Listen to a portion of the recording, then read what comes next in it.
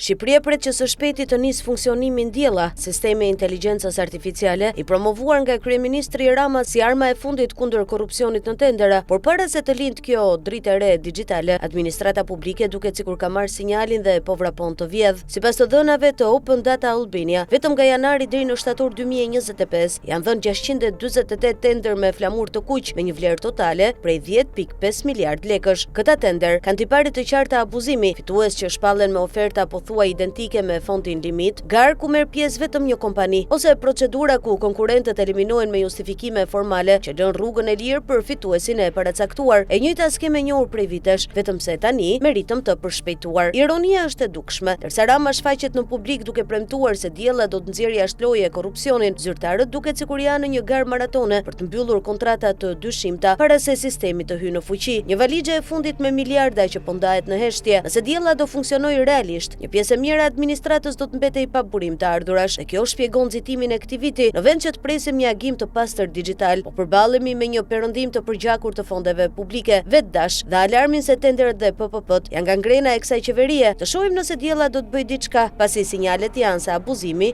është kolosal.